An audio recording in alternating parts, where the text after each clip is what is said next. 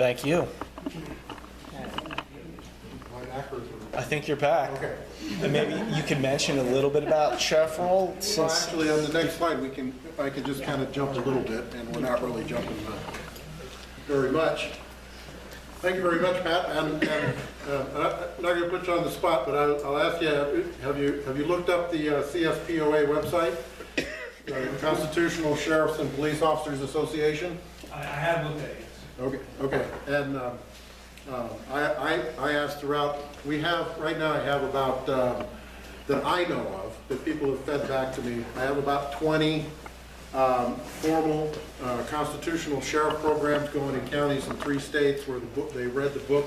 Most of them are actually going through, are actually formally going through Republican Central Committees in those counties, a subcommittee for a constitutional sheriff to take the plan listed in Chapter 17 and actually start the process underway within their county. I would also note, but he's going to be going out of office. One of the feedbacks that I get from various sheriffs as well, that might work in rural county, but that's never going to work in a metro county. I said, why don't you go talk to Sheriff Terry Makita in El Paso County? He operates. He's not perfect. I mean, there is. I don't believe that in absolute. I mean, this is a learning process for most people because this information has been either discarded, disregarded, or lost for so long. But he's taken Sheriff Terry Makita, who's not running for office again, so he'll be out of office next year. But in the largest county population-wise in Colorado, in El Paso County, he's and working with one of the county commissioners there, Peggy Littleton. He has instituted what is probably one of the best large metro constitutional counties in the country, where he has made it very clear that when it comes to the relationship between the county and the federal government and the sheriff's department, he's in charge. If you remember on the Colorado on the Black Forest fires last summer, the guy that was always out front and was directing all of the federal activities in his county was Terry Makita. I've known Terry for about almost 15 years now, and it was a long education effort, but he's a member of the CSPOA. He's been to their three of their annual conventions. He's also, I think if he has, or he will be joining shortly, Oath Keepers. He's very much, he's a very good example that yes, it does work in large metro counties too. This is not some fantasy idea of just, rural Wild West counties in the West. And we have it running across in Montana, Idaho, and in counties in Utah and Washington as well. Oregon, right, Sheriff Gilbert, because I've talked to Sheriff Gilbert. And there's now 400, almost 500 county sheriffs that have signed up for CSPOA out of the 3,000. So we're over 10% now of all the counties in the U.S. have now signed up under CSPOA. This is not a flash in the pan movement, and it is not a fantasy. It is real and it's moving. So check out CSPOA. You'll definitely be ahead of your competitor on that one. So we've got the 4 basic requirements. What are the 4 pillars of a free state? And if you jump down to number 3, you'll see a constitutional sheriff in every county and parish. Now, we get to this by getting through these, right? You first have to have sovereign control of your land in the state, and that's why tied to this effort is the transfer of public land back to the state. It's a key piece of this. You can't call yourself a free and independent state if you don't control your land. Just like you can't call yourself a free and independent person if you can't own your own property. It's impossible. There's no such thing as rights if you can't. It's axiomatic that that after the life, liberty comes property. It's a natural extension, and it is part of the basic economics that goes with the system, and a vital part of our constitutional heritage. A vital and active 4 pillars: a vital and active state constitution operating an active state legislature with bound oaths to. This is another problem that we have. We have a lot of public officials in this state and in this country who have never actually filed their bound oath. Okay? And that's an important distinction. If you haven't filed a bound oath, you're not bound to anything officially. If it hasn't been recorded anywhere, I mean, do you have a title to your land if it's not recorded anywhere? Right? You have to record it in order for title to be recognized. You have to record an oath in order for it to be recognized. And this is a problem. We have a lot of state, county, local, municipal elected officials are not filing their oath of office with the clerk and having them formally certified as being filed. This is a problem. And it is also a solution, because it's becoming more and more clear if they haven't filed an oath, they're not in office. I mean, think about it for a minute. That is a requirement in the Constitution for entering office, either by Constitution or by statute to other offices. But if it's not being filed, then are they actually authorized to hold the office? Even if they've been elected, if they haven't done the oath? No, because the oath, you have to get so many votes to win, and then you have to take the oath and be bound to the Constitution. In fact, one step further, they're actually impersonating a police officer. Well, you're impersonating.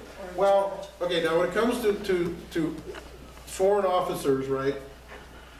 Because you're talking about a contractual obligation versus an elected official. So there's a slightly different distinction. You can't apply the exact same rules. They should be, yes, but does it actually, if it is held in public, if it's a public swearing ceremony in their case, there's no statutory requirement that I know of that requires an employee to file their oath officially.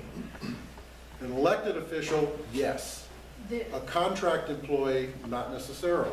I know in the city of Fruita Police Department, a lot of those guys didn't have oaths of office in the police department. And so we called them on that, and they oathed up quickly. Well, yeah, because it is in the muni ordinance. Okay, like I said, you have to look at the specific statute. A lot of times, either contractors or employees that are not elected officials, it has to be elsewhere noted under ordinance or statute that they have to be bound by oath in order to hold their position as an employee. But elected officials, it's unquestioned. Elected officials, they have to be bound by their oath. Jeff, recently 3 judges in the state of Colorado were moved off of their bench because they did not file their oath and record it. Excellent. That's, and that again, this is part of the hardball politics stuff. We're the ones that keep track of this stuff and hold them accountable to that and make sure that people, and they'll call you crazy, they'll call you wacko, they'll call you everything under the sun, and to violate the rules, because they don't want it known that they're violating the rules. Yes. How do we find out who has and who hasn't? Go to the clerk and ask, public record, clerk and recorder's office, and ask for the record. Secretary of State for state constitutional officers, or state district judges. I'm not sure in Colorado if state district judges are held by the county or are held at this. They're probably held by the state level here too. I don't remember. Like I said, I get confused. The judicial districts are covering more than each state. Okay. Yeah, so they'd be at the state. Yeah, they'd be at the state level. Okay. Yeah, I get confused state because there's a lot of similarities between states, but trying to keep track of all the states and what they do in each case gets difficult. But anyway, that's very important, okay? And to build this web of enforced state powers and to enact actual acts of nullification, we'll get back to that now a little bit later, since we're going to go directly to the sheriff's thing. The key component, and this has really been confusing to a lot of sheriffs and a lot of sheriff's candidates. The key component is, okay, how does having a constitutional sheriff in every county ensure that? Well, it is ensured because you have to understand the role of the sheriff. And that's where, if you find a clicker, we get into a little bit of talk about the sheriff and what's contained in chapter 17 of the book. In the history and we've already discussed the flow of power. I don't think you were here. You weren't here, Pat, for the flow of power, right? No. Oh, you got through that? Yeah. Okay. Well, that we'll have to get to that later. That was the whole first part of the discussion. How we get down to where does the office of sheriff fit in the scheme of things, and how does that work? History, though, I think everybody's pretty much in this room is aware of the history of the sheriff, and if, you know, at one level or another, a lot of people who are not directly aware of the overall common law history in Anglo-Saxon tradition of the sheriff, as it was called then, the shire reeve, the shire being a jurisdiction under the king or the monarch, and the reeve himself being the protector. And the shire reeve was known as the common law protector of the land and the people on behalf of the king. So we can go, oops, I keep going wrong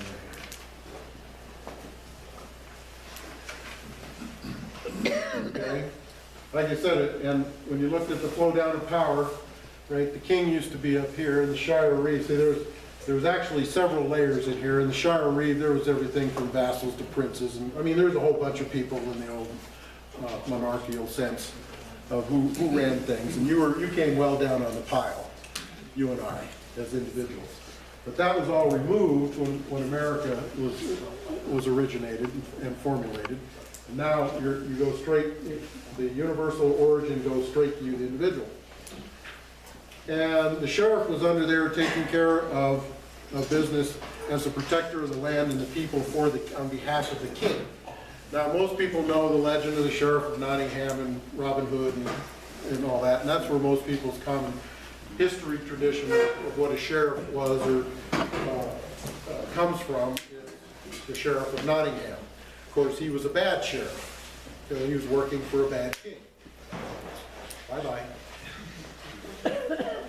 And they had, thank you for coming, by the way. Thank you for being here. And so what happened was, in that case, is if you had a bad king, you could either have a bad sheriff or a bad king, or you could have a bad king and a bad sheriff, one or the other. And that resulted in either good or bad things happening within the shire, depending on what kind of sheriff you got or what kind of king you had. Well, when the sovereignty switched between a monarchical type of system and a sovereign citizen, individual sovereign citizen, where we, the individual citizens, become the sovereign, the sheriff is now working for us, not the king, in the common law tradition. And that common law tradition migrated from England with the colonists to the United States. And that tradition of protecting both the land and the rights of the people even evolved into further in America over England, because we were now, as local citizens of the county or the shire, which became the county, in charge. And actually, and in the constitutional tradition of the United States, what you saw was, and a lot of people are familiar with this, and it's pretty subtle, and they don't realize it until after the fact, is it is the idea of the role of the sheriff versus the federal government has always been maintained culturally in understanding, but has been lost technically in practice. Everybody that likes old westerns, right, has seen it in action. There was always tension between the town marshal, the county sheriff, and the federal marshal, right? Because the federal marshal, and usually, because that was part of the propaganda scheme, what we saw in the old westerns was it was the federal marshal that came in to fix things, because you had the evil county sheriff that was in cahoots with the local mayor and the machine, and they were running everything. Even though that was simply a largely Hollywood myth, as if you go back and research old records, you'll find a larger amount of corruption on circuit marshals and circuit judges, federal circuit judges and federal circuit marshals, than you find in local county sheriffs and even municipal police. And in fact, the whole concept of a municipal police force didn't even evolve in much sense until the mid-19th century in the major metropolitan areas in the United States, and hardly anywhere else in rural America until the 20th century. We had constables, and we had local constables that were in no way similar to what we currently think of as police, and we had sheriffs, and that was pretty much the law. The other place that, of course, the sheriffs got a bad name was in the civil rights movement because of the cracker Southern sheriff, right? That was out there cracking heads of African Americans and young social justice protesters that were trying to ensure civil rights. But largely, the tradition of the county sheriff has been one of high respect and authority, both for the Constitution and for the rights of the people in our history. But even in the tradition of Hollywood westerns, we saw there was a lot of tension between. I mean, pick one from Wyatt Earp, huh? Villain. Right. There was always a lot of tension between town marshals and federal marshals, or county sheriffs and federal marshals. And that was because that was the way it was supposed to be. Because when a circuit, and they usually traveled circuits. The federal marshals didn't necessarily have any one set jurisdiction.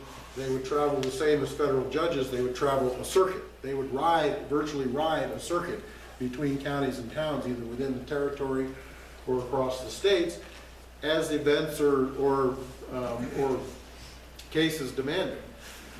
But it was never a question that when a federal marshal came into a defined county jurisdiction, that he checked in with the county sheriff if he had a warrant to serve.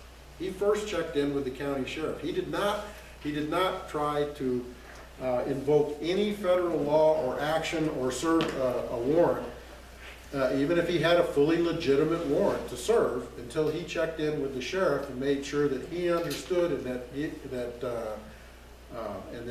at the direction of the sheriff, that he conducted himself while in the county in the service of that warrant the way the county sheriff expected him to. Well, of course, as this inversion of the flow down of power, as we talked about earlier, has inverted itself, this relationship has changed to where most federal law enforcement agencies think that the county sheriff is working for them instead of the people that elected him. And it's interesting to note, and this idea, and when they poo-poo this idea, when you look at the flow down of power again, okay, even though, it's different in different states. The county, in some states, is a political subdivision of the state. Okay, in some states, the county is its own entity. Okay, and built up to the state. Different states have different, but not all counties. There is. And see, this is what's really in a microcosm. This is what's happened. They've turned the relationship with many state constitutions in their counties. And the reason this happened is because it had to happen practically. You couldn't have a state until you had a state constitution. Well, you can't have quote unquote, you can have a territorial county, but you can't have a state county until you have a state constitution. To resolve this, that's why it turned out, especially in the West, see in the east of the Mississippi, most counties were formed at exactly the same time and coincidentally with the states after the initial 13 states. But then later on in the West, since you had such low population density, and since there was, they formed up so slowly, when you went from territories to being states in the West, a lot of times it took years to form all the counties in that state because there was nobody living there. I mean, in Idaho, my goodness, when we became a state in Idaho in 1890, there was only 100,000 people. And the state's 3/4 of the size of Colorado. Colorado had 300 and some thousand, I think, when they became a state. Yes? What happens in a power struggle between the county commissioners, the county sheriff, and the city council, you know, and then the state too? Well, the county, the city is definitely, and again, you got a whole kind of